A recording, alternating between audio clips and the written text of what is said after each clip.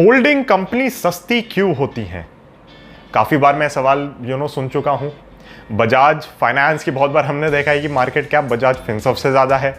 Bajaj Finserv जबकि hold करती है अच्छा खासा स्टेक बजाज फाइनेंस में, बट होल्डिंग कंपनीज डिस्काउंट पे क्यों ट्रेड होती हैं? ऐसी क्या दिक्कत है होल्डिंग कंपनीज के अंदर कि उनको मार्केट वैल्यू नहीं दे रही उस हिसाब से? तो ऐसी कोई बड़ी दिक्कत की बात नहीं है। Let us understand this very very logically. मान लो कि आज एक कंपनी है जो बी कंपनी के अंदर स्टेक लेके बैठी हुई है। अब वो जो आपकी एक कंपनी का नाम हम ए कंपनी कर देते हैं, जो कंपनी ए है उसने बी में स्टेक ले रखा है। कंपनी ए अगर स्टेक बेचने जाएगी आज उसका, तो वो उस रेट पे पूरा स्टेक नहीं बेच पाएगी। लेट अस से कंपनी ए अगर 75% शेयर्स लेके बैठी है बी कंपनी के, वो उतने रेट पे नहीं बेच पाएगी, उसको थोड़ा रेट कम करके ही बेचना पड़ेगा। तो 10-20% तो आपको डिस्काउंट वैसे भी देना पड़ेगा अगर आप स्टेक ऑफलोड करना चाह रहे हैं अपना। प्लस जब भी आप बड़ा स्टेक ऑफलोड करते हैं, हमने बहुत बार ऐसा देखा है कि स्टेक सेल जो होता है वो काफ़ी नीचे के लेवल पे होता है। क्वालिफाइड इंस्टीट्यूशनल प्लेसमेंट जब होती हैं, QIPs जब होते हैं, काफ़ी नीचे के लेवल पे होते हैं, अनटिल एंड अनलेस कंपनी बहुत ही शानदार है। तो ये हमने होते हुए देखा है।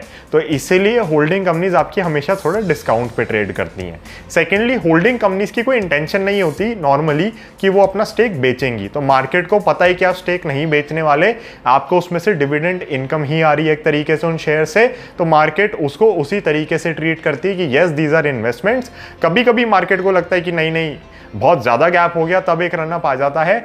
But I would say a healthy discount है समवेयर बिटवीन 30 to 40% अगर आप एक स्टैंड अलोन कंपनी और एक होल्डिंग कंपनी को जज कर रहे हैं। तो आपको एक चीज़ समझनी बहुत ज़्यादा ज़रूरी है स्टॉक मार्केट के अंदर कि मार्केट वैल्यूएशन देता है स्पेशलाइजेशन की अलग ही, राइट। अगर एक बिजनेस है और वो एक सेगमेंट में काम कर रहा है एंड लेटस से दूसरा कोई बिजनेस आ जाता है जो उसकी होल्डिंग कंपनी है, उसके पास और भी प्रोडक्ट्स हैं, सर्विसेज हैं। फॉर एग्जांपल बजाज फाइनेंस है ना, बजाज फाइनेंस अपना लेंडिंग बिजनेस में है। लेटस से बजाज फिनसर्व की हम बात करें, उसके पास इंश्योरेंस भी है, जनरल इंश्योरेंस भी है उसके पास, और उसके पास लाइफ इंश्योरेंस का बिजनेस भी है। तो भी आप देखते हो बजाज फाइनेंस की पहली बात, उसके पास होल्डिंग कितनी है? 55% की। अगर आप वो सब कंबाइन भी कर लोगे ना, तो कहीं ना कहीं आपको लगेगा यार ये तो डिस्काउंट पे ट्रेड हो रहा है। बट वो डिस्काउंट पे ट्रेड होगा क्यों?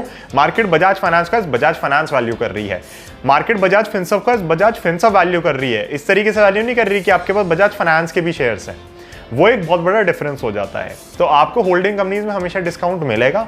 मार्केट्स इसी हिसाब से वर्क करती हैं। अगर कभी आप एक होल्डिंग कंपनी में इन्वेस्ट कर देते हो कि मेरे को तो यार दूसरी कंपनी जो है इसकी जो होल्डिंग्स है, इसके पास शेयर्स हैं, इसके पास उस कंपनी के, वो तो बहुत आगे चला गया है, तो हो सकता है, अगेन जरूरी नहीं है, हो सकता है कि कैचअप रैली कहीं ना कहीं प्ले हो। और जब वो कैचअप रैली प्ले होती है तो जनरली सारी होल्डिंग कंपनीज चलने लगती हैं, क्योंकि एक पे नजर जाती है, फिर मार्केट की दूसरे पे, तीसरे पे, चौथे पे जाती है नजर, और सब चलने लगते हैं। बट जनरली ऐसा नहीं होता। लॉन्गर टर्म में हमने देखा है कि होल्डिंग कंपनीज आउट परफॉर्म नहीं कर रही होती। फॉर एग्जाम्पल, आज अगर मुझे बजाज फाइनेंस में इन्वेस्टमेंट करनी है तो मैं बजाज फिनसर्व आपको रेकमेंड नहीं करूंगा। आप बजाज फाइनेंस में ही जाएं अगर आपको बजाज फाइनेंस के शेयर्स लेने हैं। ये चीज़ समझना बहुत ज़्यादा ज़रूरी है। ऑल्सो कई सारी होल्डिंग कंपनीज ऐसी होती हैं जिनका खुद का बिजनेस लॉस मेकिंग होता है या अच्छे से परफॉर्म नहीं कर रहा होता, और फिर आपके पास किसी और कंपनी के बहुत सारे शेयर्स हैं। तो मार्केट उसमें भी कहीं ना कहीं वैल्यूएशन को तोड़ती है कि आपका खुद का बिजनेस अच्छा नहीं है या मार्केट को पसंद नहीं आ रहा for some XYZ reason. And आपके पास जिस कंपनी के शेयर हैं वो तो चलो ठीक है, बट आपका खुद का बिजनेस क्योंकि अच्छा नहीं है तो वैल्यूएशन पे इंपैक्ट रहेगा। कुछ ना कुछ वैल्यूएशन आपको मिलती है क्योंकि ऑफ कोर्स आपके पास एक अच्छी कंपनी के शेयर्स हैं, बट मार्केट कहीं ना कहीं वैल्यू निचोड़ती भी है, वहाँ पे एडजस्ट करती है उससे। तो ये एक बहुत ही कॉमन चीज़ है, इसमें कोई परेशान होने की बात नहीं है। इसको बस हमें समझना है। अगेन अगर हमें समझ आ जाए ये चीज़ कि हाँ यार इसमें ये दिक्कत है, ऐसा है, तो फिर आप उस चीज़ को अवॉइड कर सकते हैं। तो कभी भी, मैं वापस कह रहा हूँ, कभी भी ऐसा ना करें कि अगर आपको बजाज फाइनेंस खरीदनी है तो बजाज फिनसर्व जाके उठा लें। बजाज फिनसर्व अपने आप में बहुत अच्छी कंपनी है। अगर आप बजाज फिनसर्व में इन्वेस्ट करना चाहते हैं तो बजाज फिनसर्व में ही इन्वेस्ट करें। फिर ऐसा ना करें कि नहीं यार मैं तो सिर्फ बजाज फिनसर्व इसलिए ले रहा हूँ क्योंकि इसके पास 50% 55% होल्डिंग है बजाज फाइनेंस की। That is a wrong way to invest in these companies, and आपको कभी भी वैल्यूएशन उस हिसाब से अनलॉक होती हुई नहीं दिखेगी जिस हिसाब से आप सोच रहे हैं। बहुत अच्छे आर्टिकल्स लिख देते हैं लोग इसके ऊपर, बहुत अच्छा पॉइंट ऑफ डिस्कशन हो जाता है कि इतनी इतनी वैल्यूएशन है इन कंपनीज की और उस हिसाब से देखो ये तो बहुत ही सस्ता चल रहा है। बहुत बार मार्केट वैल्यू नहीं देती until and unless it's an investment company ना, जो कहेगी कि मैं स्टेक बेचूंगी उसके अंदर जब मुझे लगेगा कि हाँ भैया प्रॉफिट्स रियलाइज करने हैं, तब तक आप देखोगे आपको वैल्यूएशन उस हिसाब से नहीं मिलेगी। तो investment companies are different, investment banks are different, but ये जो होल्डिंग कंपनी का गेम है ना थोड़ा अलग होता है। तो इसको उसी तरीके से ट्रीट करना है हमें कि these companies do plan to hold on to their investments for the long term, and market इसलिए इनको करंट मार्केट प्राइस के हिसाब से कभी भी फेयर वैल्यूएशन नहीं देगी। Good discount, I would say healthy discount is 30 to 40% in any holding company. तो आप जैसे बहुत लोग कहते हैं ना HDFC लिमिटेड की अगर हम सारी होल्डिंग्स देख लें उनकी वैल्यू तो बहुत ज़्यादा है और HDFC लिमिटेड की स्टॉक की वैल्यू उतनी नहीं है, एंड HDFC लिमिटेड खुद भी बिजनेस करता है अपना, राइट। कभी भी नहीं हो पाएगी। अनफॉर्चुनेटली आप इस मैट्रिक्स से जाएंगे आप कभी भी नहीं ले पाएंगे, आप कंफ्यूज हो जाएंगे, मार्केट आपको उस बेसिस पे रिटर्न्स कभी भी नहीं देगा। HDFC limited is not planning to sell their shares every day.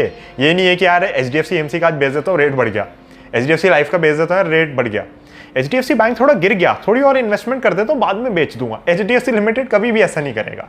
तो मार्केट को भी वो चीज़ पता है एंड इसलिए मार्केट उनको वो डिस्काउंट्स देती है, क्योंकि आप इन्वेस्टमेंट्स को होल्ड करने वाले हो, आप होल्डिंग कंपनी हो, आप एक इन्वेस्टमेंट बैंक नहीं हो जो आके अपनी इन्वेस्टमेंट्स को इधर उधर मार्केट में बेच रहे हैं। तो ये होपफुली पॉइंट क्लियर है यहाँ पे। अगर कोई डाउट्स रह जाते कमेंट सेक्शन में मुझसे ज़रूर पूछिए। Elearn Markets has brought a free course for the community of the bull of Dalal Street, and अगर आप उसके लिए एनरोल करना चाहते हैं उसका लिंक डिस्क्रिप्शन में। फ्री कोर्स है, एब्सोल्युटली फ्री कोर्स है। बुल 100 आपको कूपन कोड यूज़ करना है, फ्री कोर्स आपका एक्टिवेट हो जाएगा। स्टॉक एज प्रीमियम का 1 मंथ का सब्सक्रिप्शन भी आपको फ्री मिल रहा है, अगेन कूपन कोड डिस्क्रिप्शन में है, जाइए और अपने लिए फ्री सर्विसेज एंजॉय करें, बिल्कुल करें। टेलीग्राम में अगर आप मेरे साथ जुड़ना चाहते हैं 1 टाइम फी है, कोई रेकरिंग फी नहीं है, जब तक चैनल चलेगा तब तक आपके पास मेंबरशिप रहेगी एंड आप उस चीज़ को कहीं ना कहीं यूज़ कर सकते हैं अपनी बेटर लर्निंग के लिए। It's an educational service, better learning के लिए यूज़ करें, और अगर लर्निंग इंप्रूव होगी तो अर्निंग तो स्टॉक मार्केट में इंप्रूव हो ही जाएगी। Thank you so much, I will see you in the next one, bye.